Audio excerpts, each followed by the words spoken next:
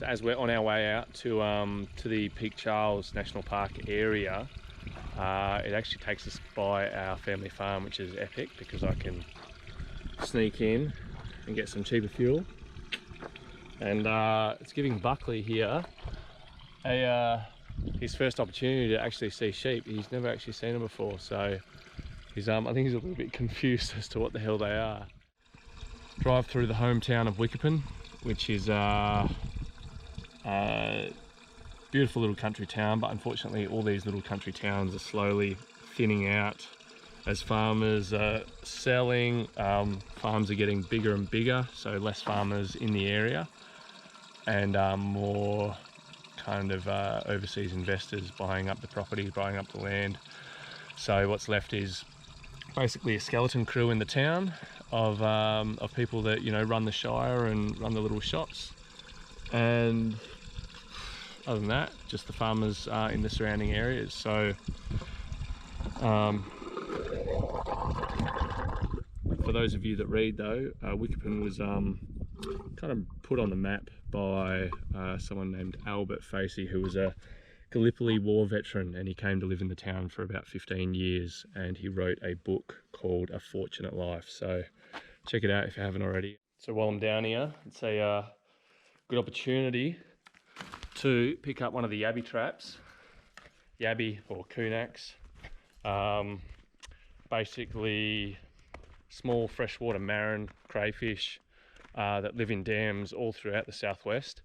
So I'll get marron trap, and we'll try and get some marron while we're try and get some yabbies while we're out there, if we're camped near a dam anywhere. So get some tucker, and yeah, it's really good eating, really nice, quite like my yabbies. So hopefully we'll get some. See how we go.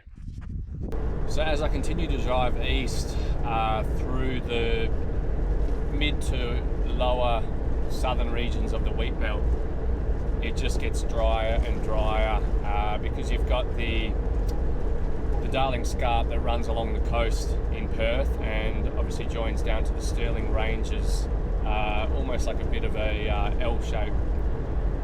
A lot of the weather that comes into WA comes from the southwest. Occasionally you'll get a northerly storm, which is when a lot of these places deep in the wheat belt will get a little bit of rain, and generally much needed rain. So yeah, the further we go east, the drier it's getting. If we continue east almost in a straight line though, we'll almost hit the Great Australian Bight. So the shape of the state does curve back in and it'll bring us closer to the coast. We'll get back to greener areas, more densely populated kind of coastal cities down the southeast of the state. So found a nice little spot just before the sun sets. Hey, good boy. Nice little salt lake. It's always good for the pups. Find a salt lake because they can just run around and not have to worry about sharp stones and all the rest of it. So just got to just obviously got to watch them when you're out bush with wild dog baits, 1080 baits. So that's the last thing anyone wants, is to lose their dog while they're out on a bloody good adventure. It would be the quickest way to ruin it. So here we are, camp for tonight. Set up, probably have a little fire and make some jaffles. Enjoy the last of the sunset.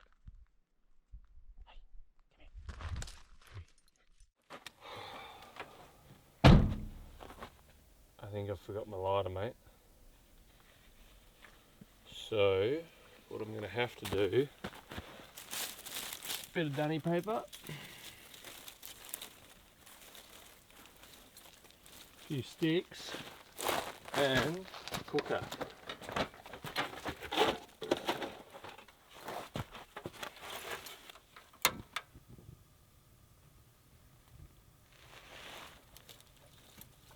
Come on, work for me.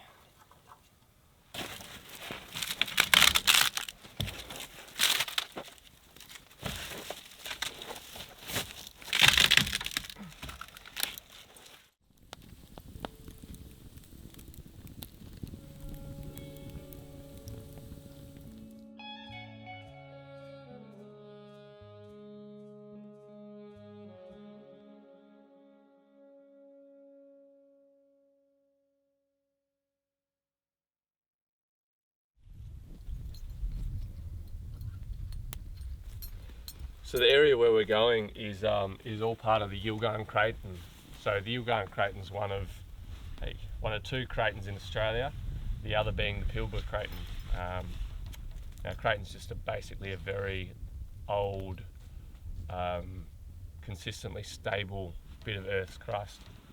So the two on the west coast here of Australia are known as the Western Shield, and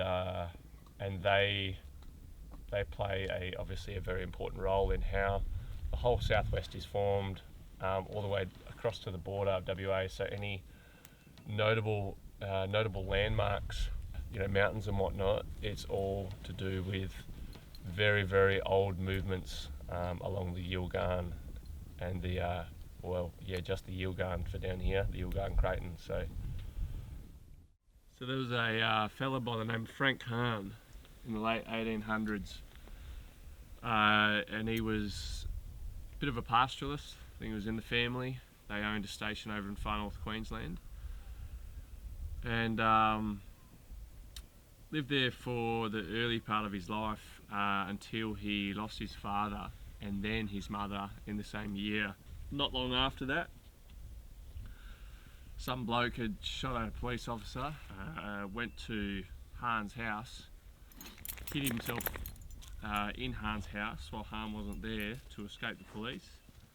And when Hahn got there, he confronted the man, but they came to a compromise until the man, the bloody bloke that shot the police officer, went back on his word, shot Hahn in the chest.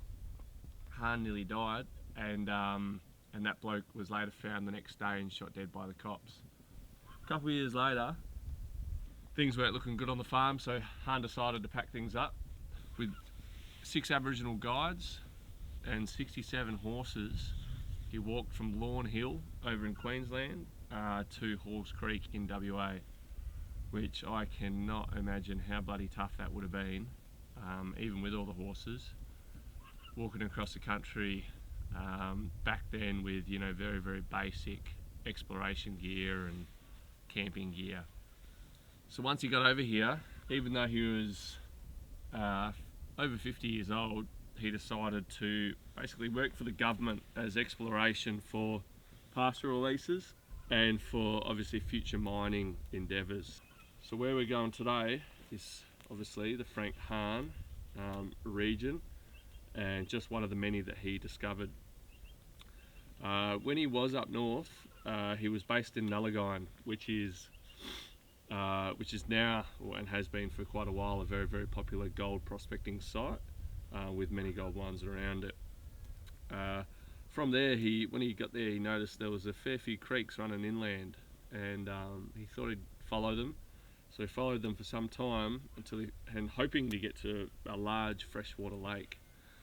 What he found was another one of these here, and just a big bloody salt lake, and so he termed that lake and named it Lake Disappointment, which you'll see on the map around central WA. And that would be bloody disappointing because it's pretty hot, dusty and dry out there, and the thought of a freshwater lake would have been amazing. So Frank Hahn, explorer, pastoralist, going to retrace a few of his steps down in the south.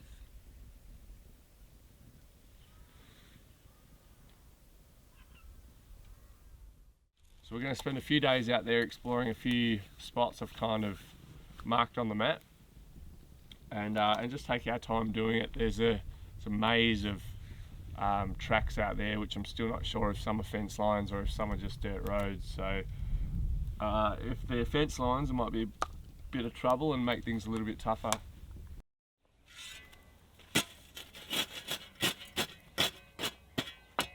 For the next person that comes along, make it feel like they're the first at this joint. There we go.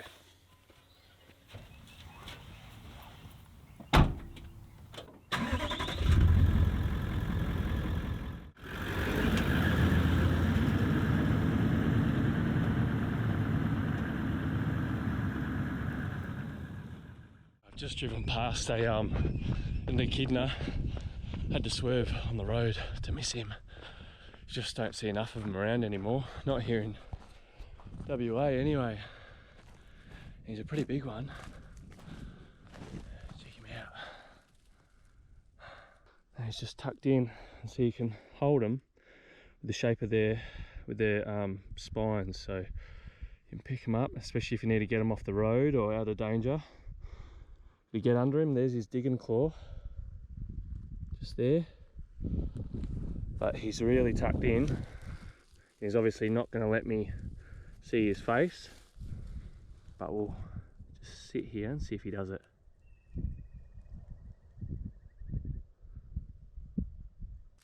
All right, go on, mate. Go on, there you go.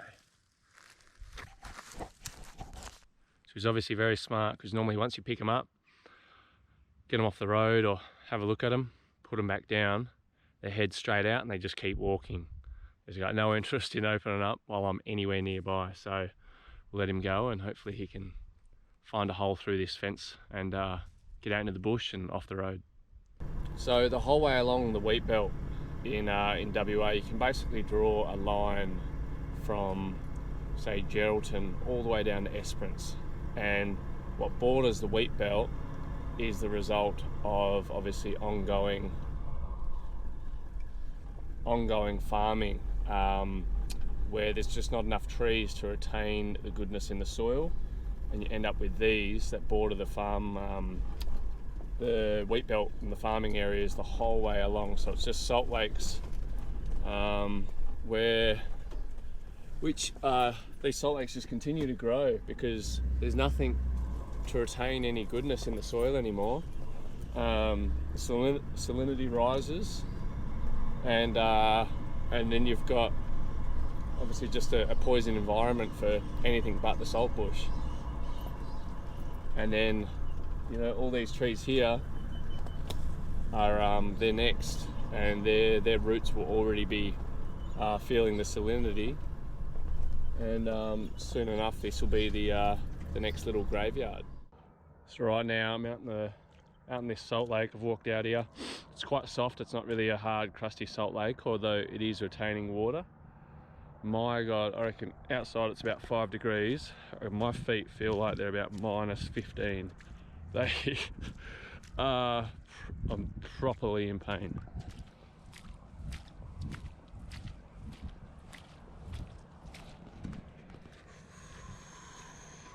Gonna need that heater.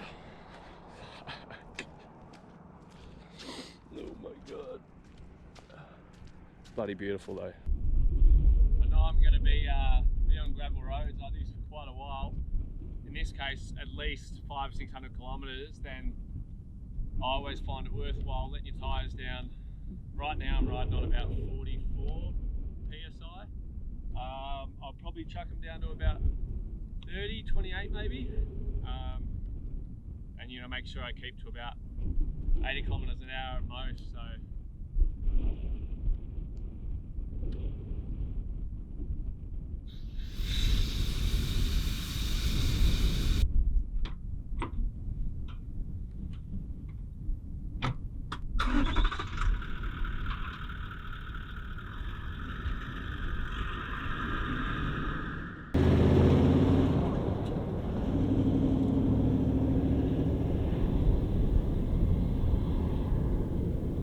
So having little Buckley with me, it does limit us a little bit around here. Although the Frank Hahn National Park is quite a narrow national park, so you know, we had to come in onto a road, which obviously you pass the national park sign, but then you duck straight off it after that. So we're back out of the national park and exploring this beautiful landscape, but it's just a shame that it's all been burnt out so recently as well. Like, no regrowth or signs of regrowth just yet. So I've got some spots marked out that I want to explore, Some of them salt lakes, some of them little hills I can climb, and of course just some beautiful campsites. So we'll make the most of it, even though it's burnt out. It's definitely a unique view of the landscape, which I'm sure not many people have seen it like this before. Maybe the traditional owners of the land may have burnt it out to flush out some food, but other than that, I can't imagine it's been burnt before, in our time anyway. So in the last 100 years, it just turns it into an absolute desert.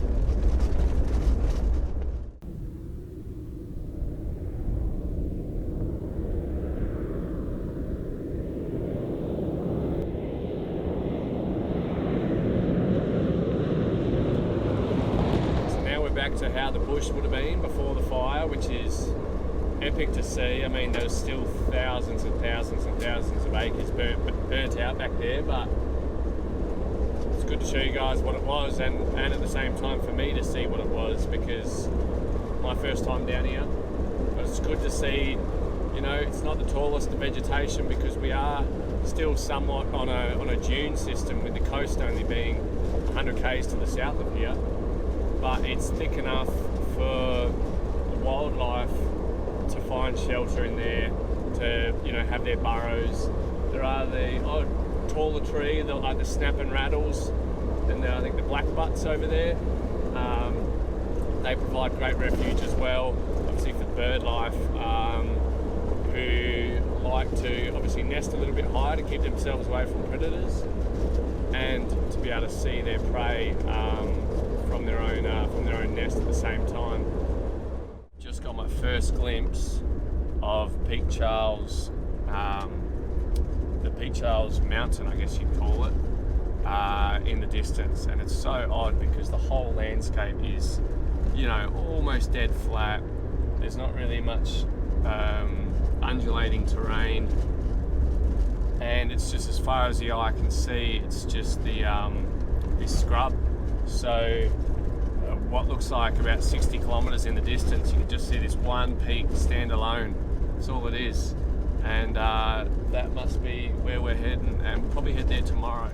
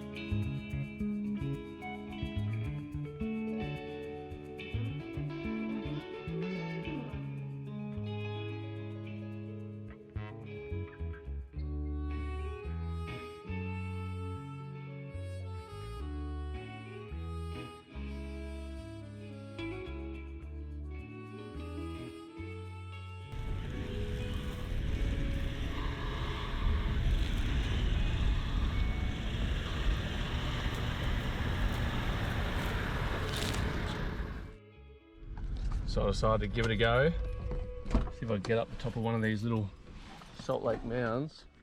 Wasn't too boggy. Found ourselves a nice little perch. Pretty much stay here for the arvo in the evening. Salt lake, winds from the west across the big salt lake, so it kind of works well, because the last thing I want to do is be sitting on the edge of that salt lake and just copping the wind. So at least here we can use a car as a bit of shelter. Have a little fire here, beautiful little view.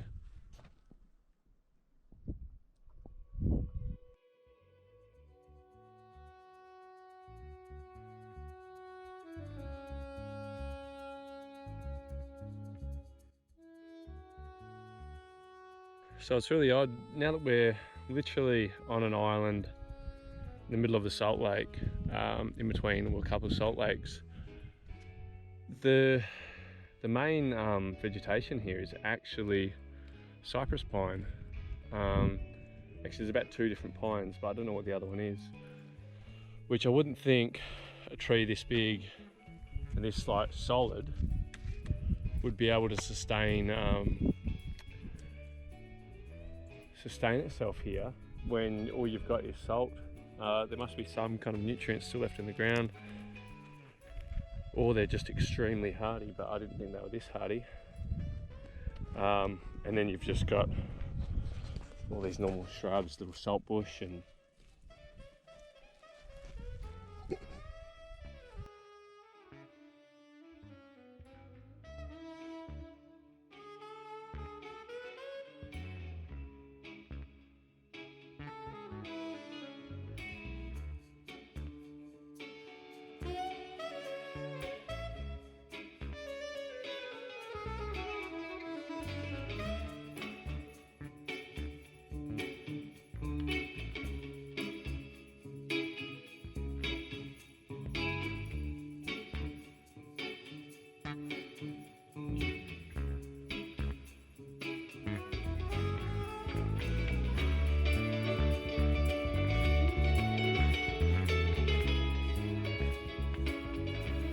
little spots like these that for me turn into my favourite campsites.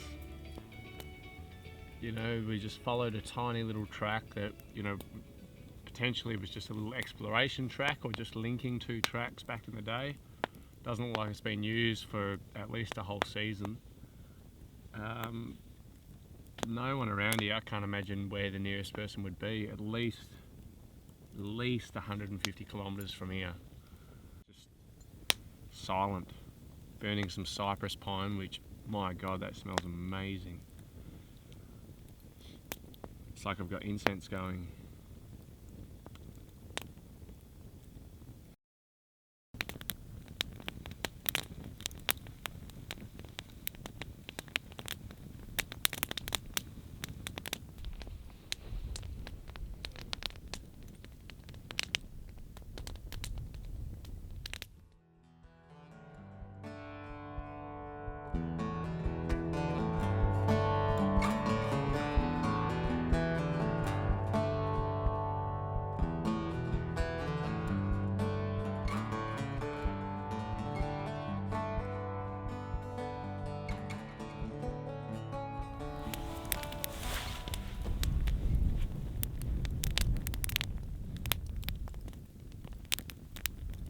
Northerly wind has just kicked in. Northerly wind in southern WA, basically the bottom half of WA, is a sure sign that there's a storm coming. There's rain coming. That's literally just kicked in the last couple minutes. Alrighty, that storm seems to have backed off a little bit. So, which is good, and I don't know, it would have been a little bit fun, a little bit exciting, having a bit of slippery clay to drive on. But now's just time, continue on, see where we can get to today. Hopefully get over to Peak Charles. Oh, oh.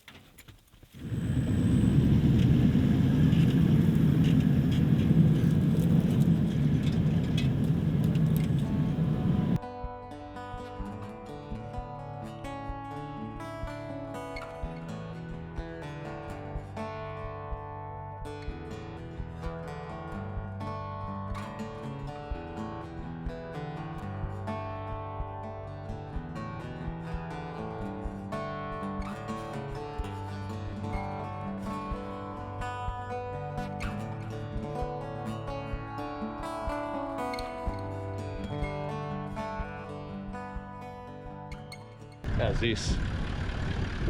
Right on the edge of this beautiful little salt lake, little island here.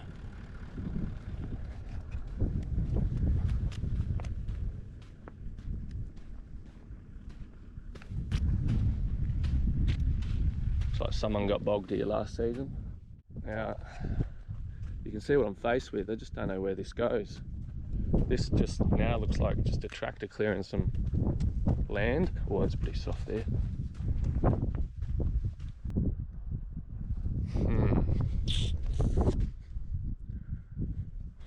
go up and check a little bit further. I just don't want to get this far and then get bloody stuck here for a couple of hours or even a day. See, this is the track, literally just here, a couple meters. Look at that, well past the ankle, even just next to the track. Track's reasonably hard.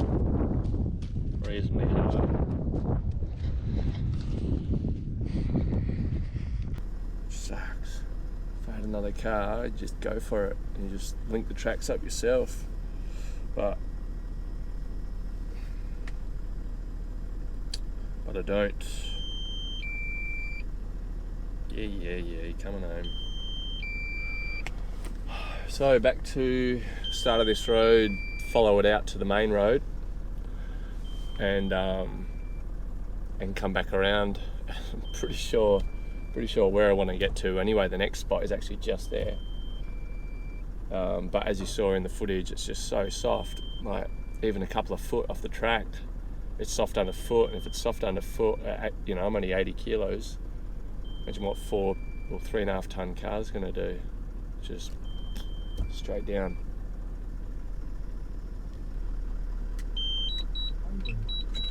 You're not landing. Still got a kilometre to go. You're 200 metres in the air. Alright. Me and this drone have a dangerous relationship. Seems to be when I do my best footage is when it's about to crash.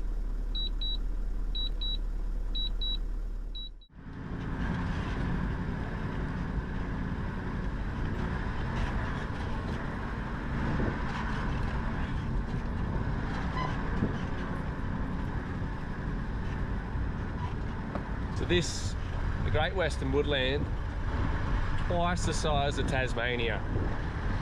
It is absolutely huge. They estimate it's got about 900 million tons of carbon stored in the plants and the soil. So, you know, it actually plays it has an impact and plays a vital role in our in Australia's greenhouse gas emissions. So, for example, that huge area that burnt out as we were coming in would actually slightly alter our greenhouse gas emissions and our carbon emissions because of what's released from the soil and obviously from all the plants and trees that are now burnt out and dead.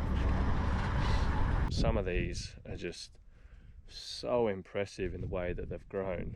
Look at this. Look at the direction this wood has taken for whatever reason.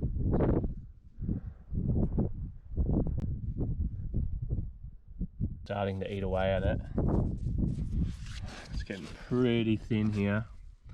Soon it will just fall over like the rest of them.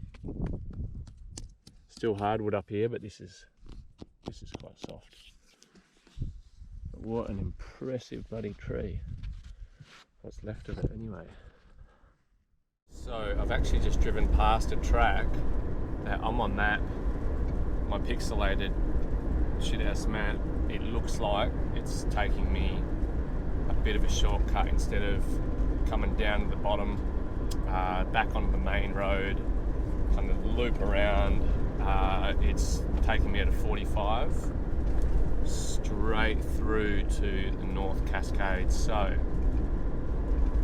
it just looks like 2-wheel tracks going through on white kind of, you know, beach sand. So we'll follow that and see where we end up. So on this track I found, I don't know if you can see, it's just dead straight, and it looks like it goes all the way to Peak Charles, which is where we want to go anyway, instead of like doing the long roundabout way. On the track I've found some kangaroo. So this here is a kangaroo tail. He's just dragging his tail as he steps just 2 steps at a time, 2 steps at a time, as he's sniffing along, smelling for any roots or something he wants to eat. And on this side of the track, found a very big bloody emu footprint. It's a monster. Look at this one. See, I'm a size 11. That's pretty bloody big. And he's just been using the path, using this cut down path as well. And you can see his steps are about as big as mine. One, a little bit smaller there. And so he's just using this path, whatever it is for. He's using it so he can travel easier as well, rather than through this dense stuff.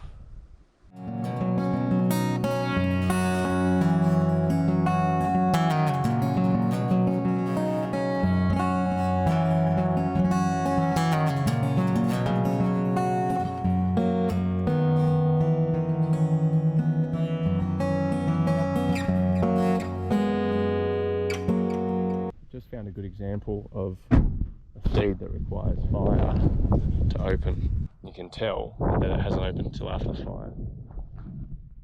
So now, just next to that one is another little plant here that absolutely charred as well. But as you can see, it's really opened up after the fire, and this is full of seeds. So it's already let them out, and it'll keep on growing.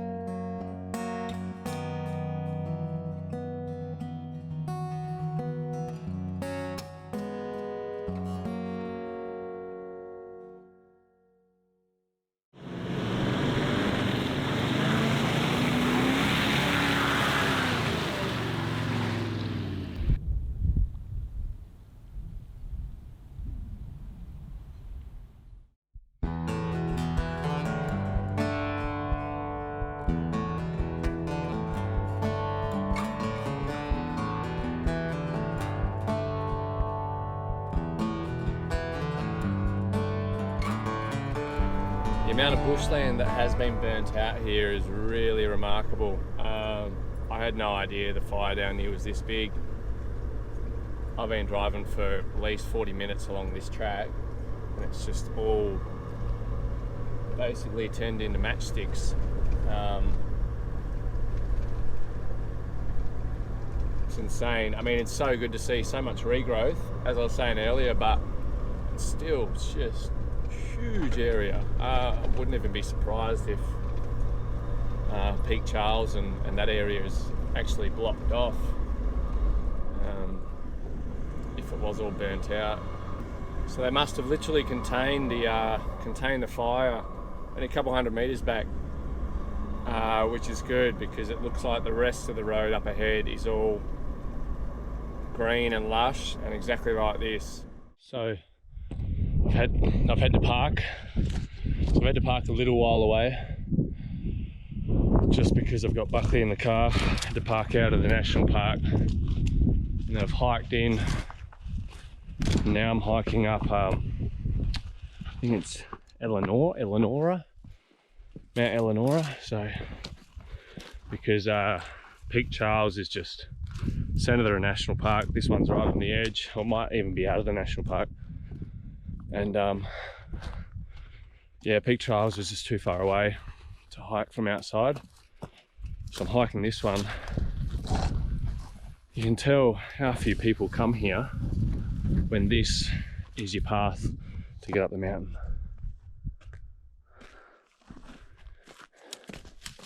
There is no path.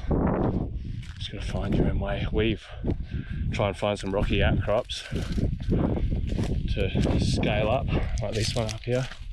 Been hiking for 9 minutes now, and you've already got such an incredible panoramic view. It's just a matter of trying to find our way up the next bit. Gotta try and find your entrance, find a bit of a run, maybe.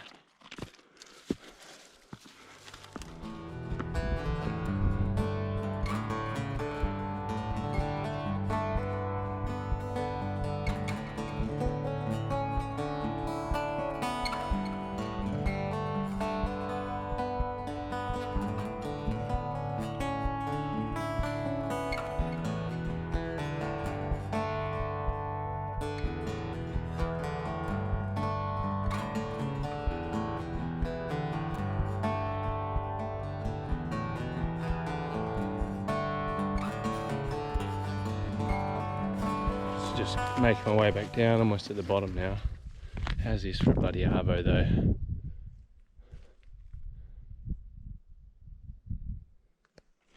No one around. Probably hasn't been people hiking here for weeks.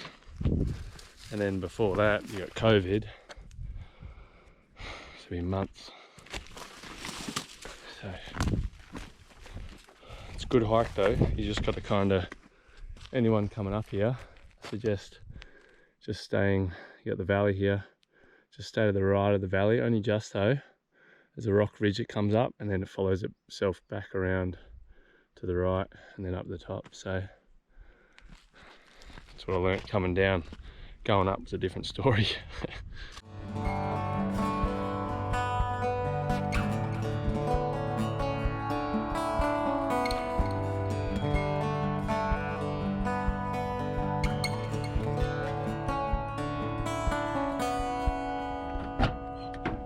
Hello. Hello, you miss me? You miss me? Yeah. Get that off. Come outside and do... wait. It's little hidden gems like that here in WA that just rarely get visited. Which, I mean, personally, I think it's great. But, you know, that's what I'm trying to do, is bring awareness to people to, you know, not just go to Karajini. Sure, go there once, tick it off your list, but there's so many incredible spots. I mean, look at Helena Aurora Ranges, look at Kennedy Range, look at this, you know, Peak Charles, and the one I've just climbed. And so there's so many spots like that here in WA where they're just untapped, you know, they're incredible, you know, on this road there's just washouts everywhere, so it's not ideal for everyone to come here. And like I said, there's no reception, no connection to the outside world. Once you're in these areas, you know, you're on your own. You probably won't even come across people in general. So, you know, and I know there's so many other beautiful little parks and climbs and reserves that are just left alone, really, which is great. But you know, for the crew that watch these videos that I do, you're obviously interested in going a little bit further and not just going to the major tourist spots. So here's another one to add to your list, and I hope you get down here, and if you do, definitely climb Eleonora. I'll get to Peak Charles one day when I don't have the pup with me, but that looked like a great climb as well. We're about 30 k's away from the national park, so it's good. Won't get hassled. Not that there's I don't think there's any rangers out here anyway. Found a little basically it's kind of like a creek bed / salt lake, but looks like a bit more of a creek bed, as you can see here. There's a beautiful big storm happening over there. That's more like I guess that way would be like Albany, Denmark. Esperance almost directly down. And I've heard that Perth's copping it at the moment, so it's good to be here where nothing's happening weather-wise. It's beautiful.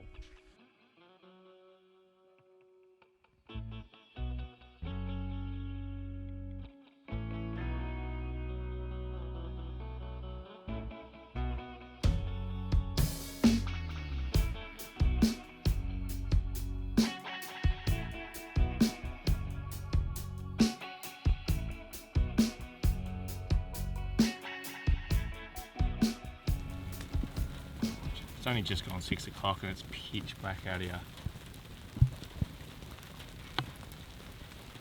I think that's going to get heavy in a minute. I'm actually going to have to get in the car.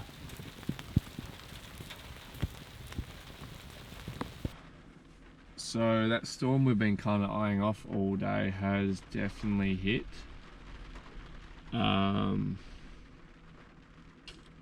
There's a few, when we first got here it was beautiful, it was calm, there was no wind, it was a little bit humid, which, you know, is obviously a good indication there's a storm coming.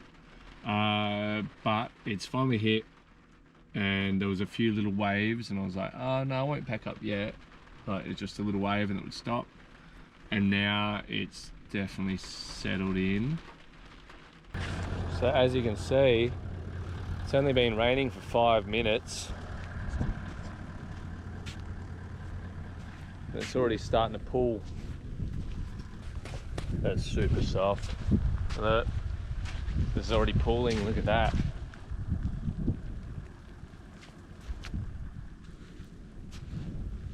Jesus. That is just flowing down. That wasn't there before.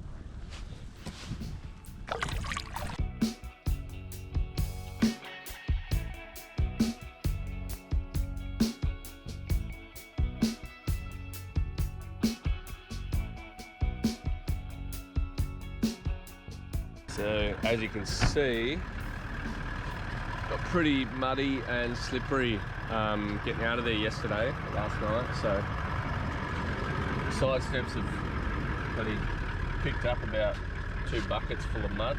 So I've had to actually come back through the national park and around Peak Charles to get back out because of the other way was flooded in. So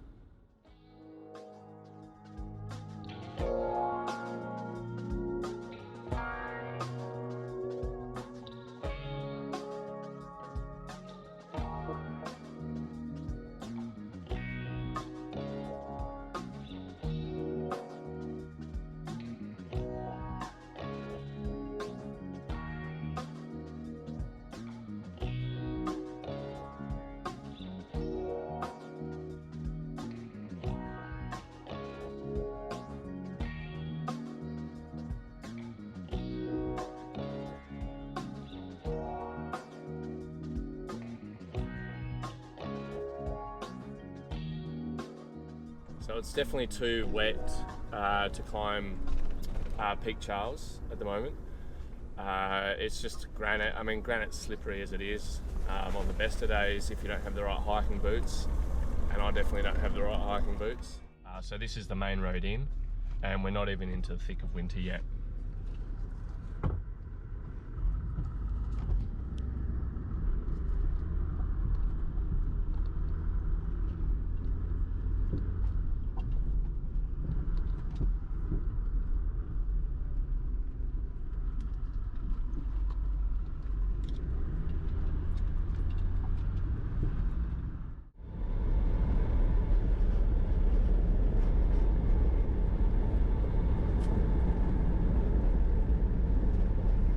Beautiful thing about this trip and where I've gone, whether it's on the edge of the national park or having to cut through or over the other side in the bushland there, is that I have not seen one bit of rubbish, no discarded beer bottles out the window, no bottle tops from the heroes that pop them off and don't go get them, nothing. Like, there's no toilet paper, So, and there's not even bins out here. So people that are coming out here for the right reasons, and have their head on their shoulders. You know, that it's not a place where people are coming out for a weekend or, you know, just for the night, and, you know, they don't think there's anyone that lives close enough to go, oh, let's go out to Peak Charles and get pissed and have a bonfire. So those kind of crowds aren't coming here, which is great, which keeps it clean and preserved. And hopefully, you know, the people that obviously watch this video, hopefully they do the same thing and don't destroy it, and keep it exactly how it is and as pristine it is, because it's bloody beautiful. So it's really, really cool to see, and I've only just kind of noticed that I haven't seen one bit of rubbish, which is awesome. So it's a relatively untouched WA gem, and I hope you guys have enjoyed this part of the episode. And throw the comments, throw the likes, dislikes down the bottom, and stay tuned for the next episode. See you, legends. Time for an adventure. You ready for an adventure? Ready for an adventure? Let's do it.